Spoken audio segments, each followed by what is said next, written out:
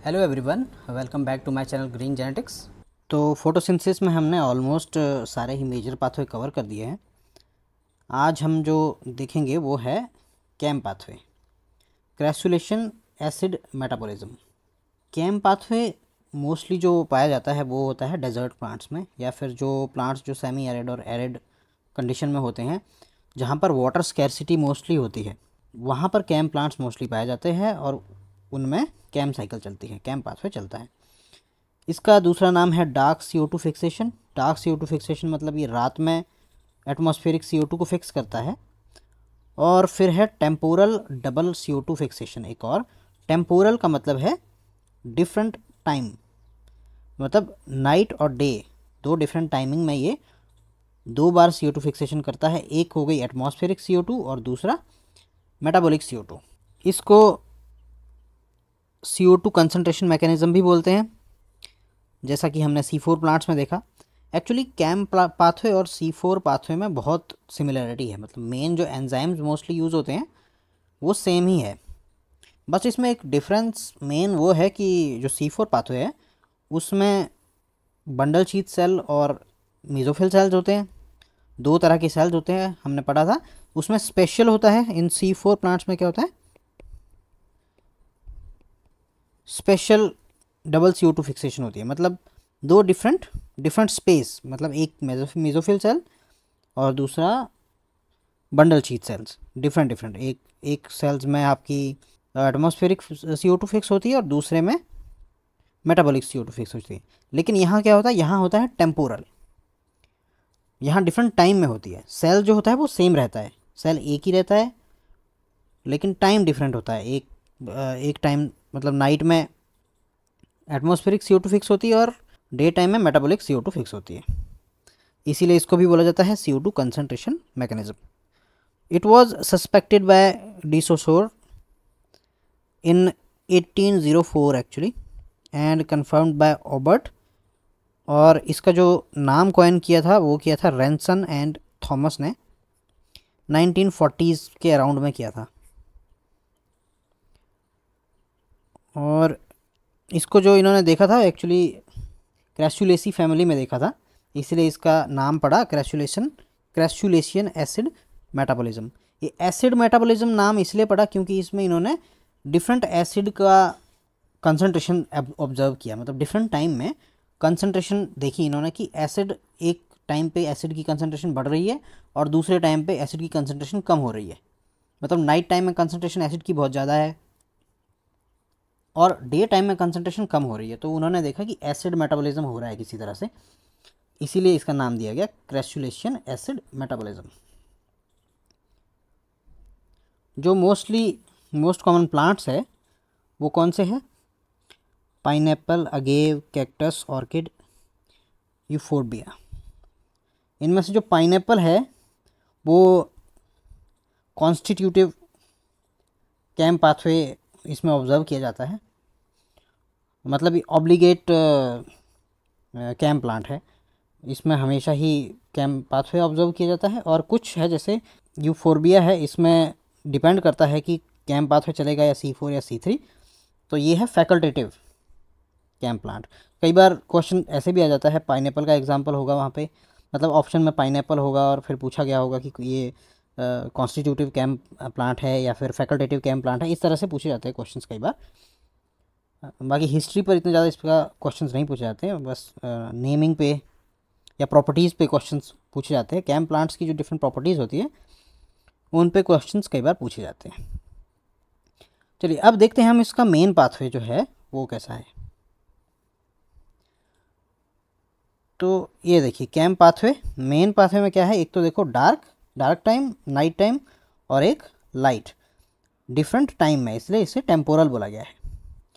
तो पहले देखते हैं डार्क टाइम में क्या होता है। नाइट टाइम में इसके स्टोमेटा ओपन होते हैं, क्योंकि ये डेजर्ट की कंडीशन में मोस्टली प्लांट्स रहते हैं, तो वहाँ पे दिन में बहुत ज़्यादा गर्मी होती है और ऊपर से वाटर स्कैरसिटी है। तो अगर दिन में अगर स्टोमेटा ओपन हो जाएंगे तो वाटर लॉस बहुत ज़्यादा हो जाएगा। तो वाटर लॉस को रोकने के लिए ये क्या करते हैं, इनमें ऐसा मैकेनिज्म है कि रात को स्टोमेटा ओपन होते हैं। रात को स्टोमेटा ओपन हुए तो अब CO2 एंटर होती है और CO2 को वही कार्बोनिक एनहाइड्रेज जो एंजाइम है वो HCO3 में कन्वर्ट कर देता है, जैसा C4 साइकिल में हमने पढ़ा। और यहाँ पे भी सेम ही साइकिल सेम ही चलती है ऑलमोस्ट।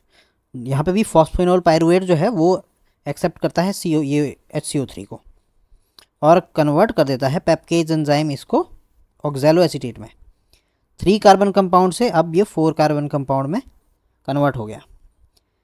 यहाँ फिर ऑक्सैलो एसीटेट की रिडक्शन होती है। कौन करवाता है? NADP malate dehydrogenase. एक NADPH यहाँ यूज़ होता है और उसको मैलेट में कन्वर्ट कर देता है। मैलेट को क्या किया जाता है? मैलेट को रात भर अब स्टोर किया जाता है वैक्यूल में।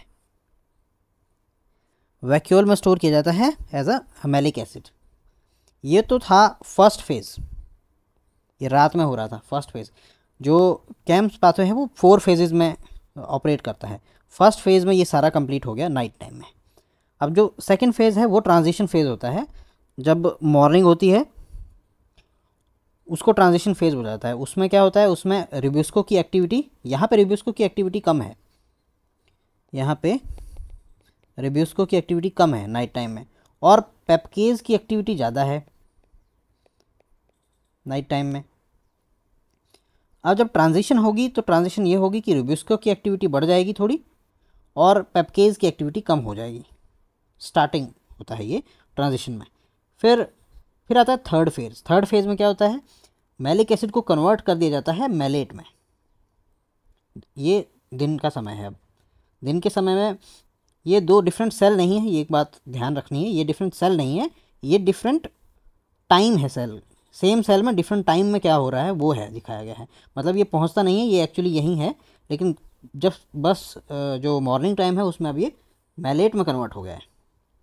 मैलेट के बाद इसमें फिर वही NAD मैलिक एंजाइम वर्क करेगा जो हमने C4 पाथवे में देखा, और यहाँ पे डीकार्बोक्सिलेशन रिएक्शन होगी, ऑक्सीडेटिव डीकार्बोक्सिलेशन रिएक्शन होगी। तो क्या ऑक्सीडेशन भी होगा साथ में?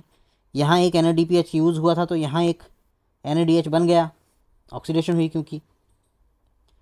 तो ये देखो एनर्जी ये बराबर है, ये बराबर हो गई। यहाँ एक्चुअल में ये जो डीकार्बोक्सिलेशन होती है ये किसी भी तरह से हो सकती है। C4 में हमने जो सब टाइप्स पढ़े थे तीनों टाइप के, वो तीनों टाइप से हो सकती है यहाँ पे। मतलब यहाँ पे NAD मैलिक एंजाइम ये तो माइटोकॉन्ड्रिया में हो रहा है, फिर क्लोरोप्लास्ट में भी हो सकता है, वहाँ पे NADPM चलता है जो, और तीसरा है जो पेप्सी वो वाला पाथवे भी चल सकता है यहाँ पे।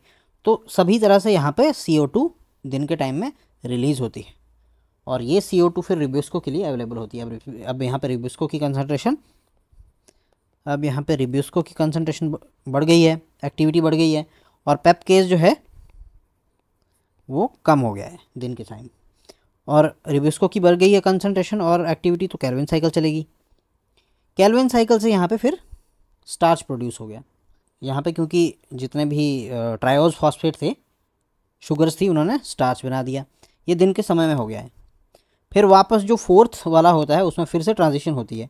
अब वो दिन के समय से अब रात के समय में वापस आता है ये, और रात के समय में क्या होता है? ये जो स्टार्च प्रोड्यूस हुआ है ये फिर से टूटता है ट्रायोज फॉस्फेट में।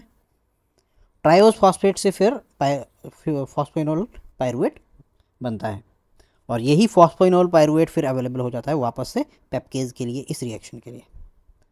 तो इसीलिए 4 फेजेस होती है इसमें, 2 ट्रांजिशन होती है, और 2 जो मेन फेजेस है वो है first and third.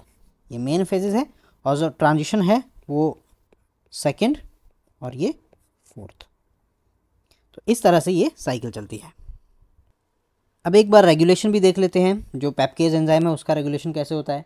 C4 plants में हमने देखा था कि डे टाइम में उसका रेगुलेशन होता था, लाइट सिग्नलिंग होती थी। एक पेप्केज काइनेज एंजाइम करके होता था, वो फॉस्फोराइलेट कर देता था पेप्केज को, पेप्केज फॉस्फोराइलेट हो जाता था और ये अब एक्टिव हो जाता था। और इसको इनएक्टिव करने के लिए प्रोटीन, ये फॉस्फेटेज 2A एक नाम की प्रोटीन आती थी, वो आती थी। ये तो था C4 का। लेकिन अब इसमें तो उल्टा है, कैम प्लांट में तो ये सब कुछ नाइट में होना है, तो लाइट तो है नहीं, तो लाइट सिग्नलिंग तो चलेगी नहीं। तो यहाँ क्या होता है? यहाँ होता है एंडोजिनस सर्काडियन रिदम। मतलब जो डे एंड नाइट साइकिल है उसी को ही प्लांट ने मेंटेन करके रखा है। हर प्लांट मेंटेन करता है डे एंड नाइट साइकिल को, जैसे जो भी सर्काडियन रिदम होता है, तो उसकी वजह से ही पेप्केज काइनेज एक्टिवेट होता है। और वही पेप्केज काइनेज पे फॉस्फोराइलेट कर देता है पेप्केज को नाइट टाइम में। ये बात ध्यान रखना, ये नाइट टाइम में हो रहा है और इनएक्टिव से ये एक्टिव हो गया और बाकी सारा सेम है। ये प्रोटीन फॉस्फेटेज 2 ही है जो इसको वापस इनएक्टिव करती है। तो ये था रेगुलेशन, इस तरह से रेगुलेशन होता है पेप्केज का कैम प्लांट्स में। तो ये था कैम पाथवे। उम्मीद है मुझे कि आपको अच्छी तरह से समझ में आ गया होगा। तो आज की वीडियो में इतना ही। अब नेक्स्ट वीडियो में मिलते हैं, इसके हम कुछ क्वेश्चंस करेंगे। तब तक के लिए धन्यवाद।